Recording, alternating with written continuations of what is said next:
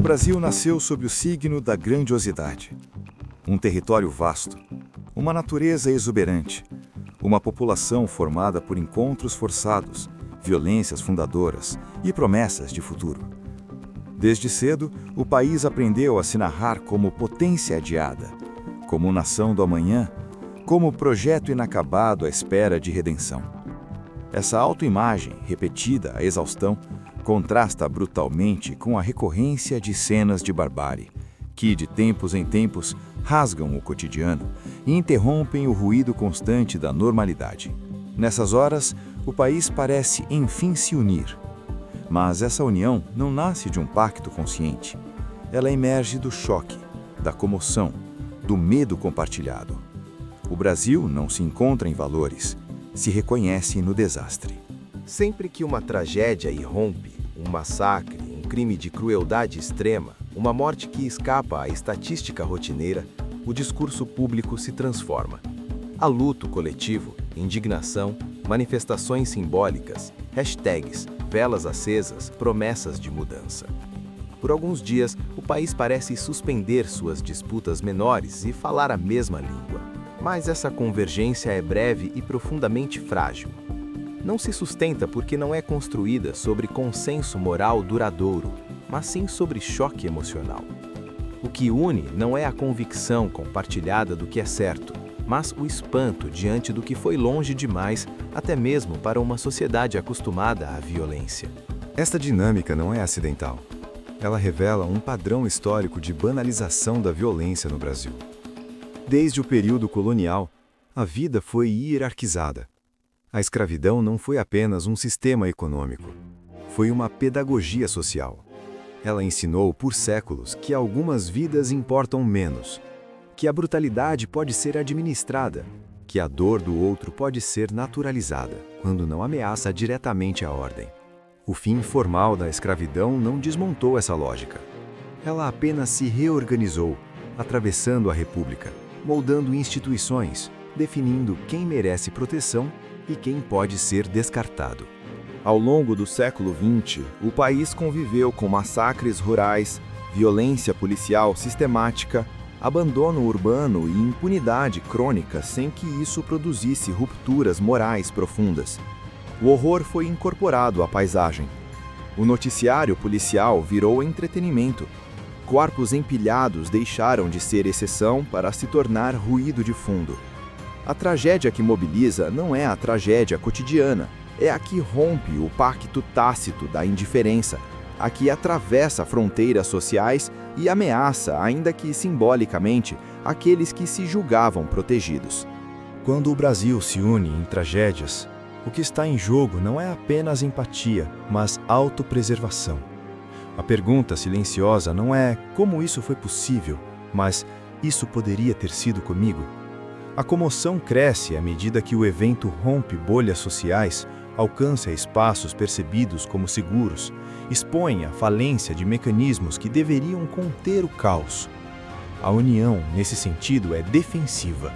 Ela não nasce de um senso de responsabilidade coletiva, mas do colapso momentâneo da ilusão de estabilidade. Essa fragilidade moral é reforçada por falhas estruturais profundas.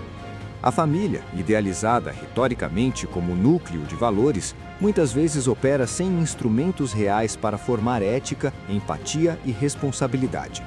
Não por ausência de afeto, mas por sobrecarga, precariedade e reprodução automática de padrões. A escola, por sua vez, foi progressivamente esvaziada de sua função formadora ampla. Ensina conteúdos quando consegue, mas raramente forma cidadãos capazes de pensar criticamente sobre violência, poder e convivência social. Educação moral virou sinônimo de opinião pessoal ou disputa ideológica, não de construção coletiva de limites. O Estado, em suas múltiplas esferas, reforça essa desagregação a operar de forma intermitente e seletiva. Ele aparece com força punitiva após a tragédia, mas se ausenta na prevenção. Promete reformas, endurecimento, respostas rápidas, mas raramente enfrenta as causas estruturais, desigualdade persistente, ausência de políticas de longo prazo sistemas de justiça lentos e frequentemente complacentes com o privilégio. A impunidade não é exceção, é elemento organizador. Ela comunica de forma silenciosa que transgressões têm custo negociável. Há ainda a cultura do privilégio, talvez um dos traços mais corrosivos da vida social brasileira.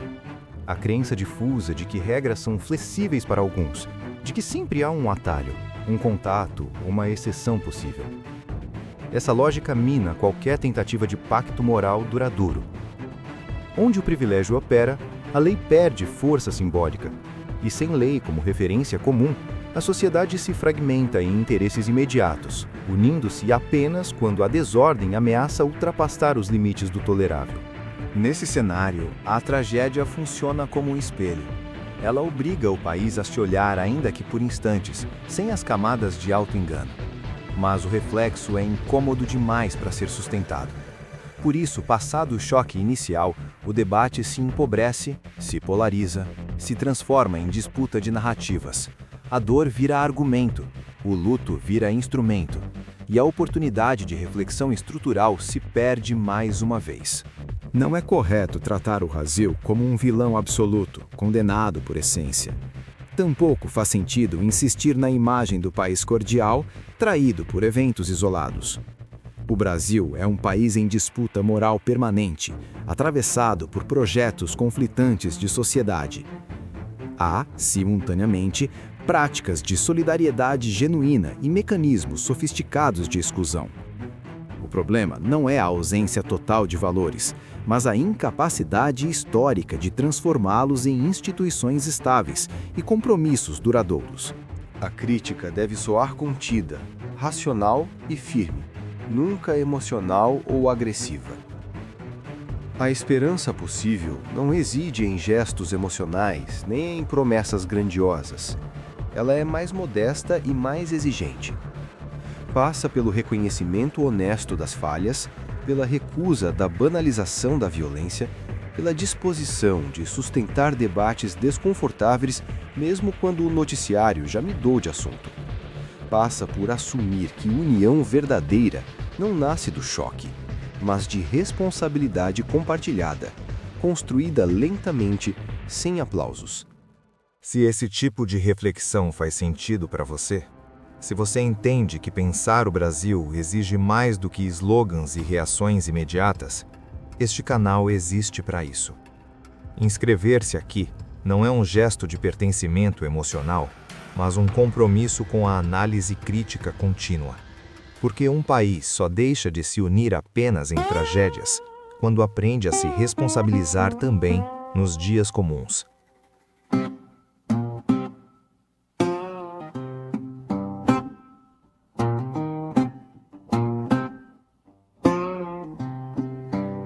O Brasil só se olha quando o espelho sangra.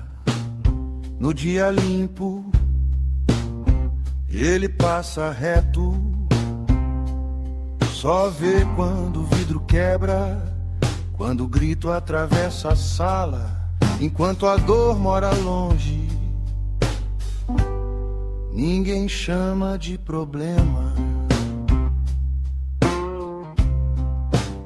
A gente vive dormindo nos dias comuns. A tragédia é o despertador que toca tarde demais. Quando a bala muda de endereço, todo mundo aprende a rezar. Descobre num segundo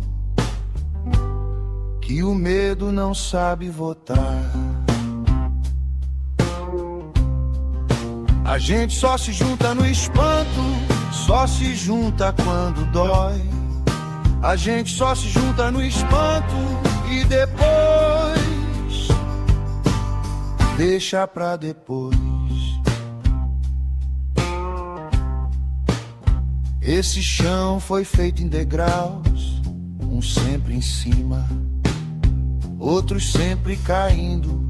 Chamaram isso de ordem. Aprenderam cedo a conviver com a dor alheia.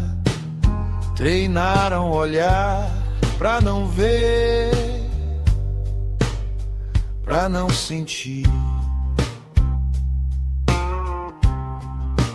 Choram forte na tragédia, mas esquecem na segunda.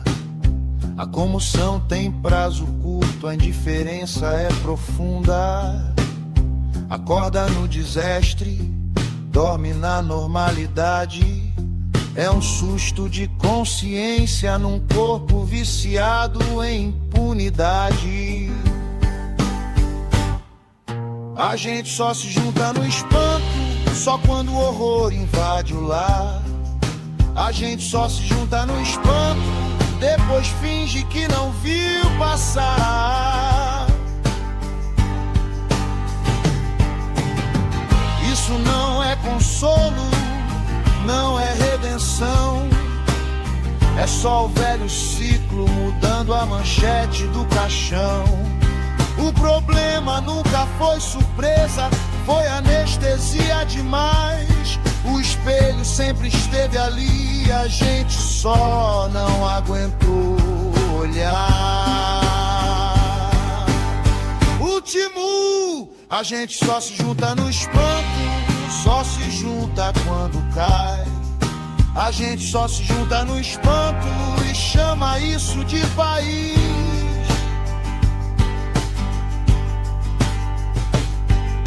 Grande demais pra ser inocente, pequeno pra assumir a mão. Entre viver do choque ou carregar a própria consciência no chão.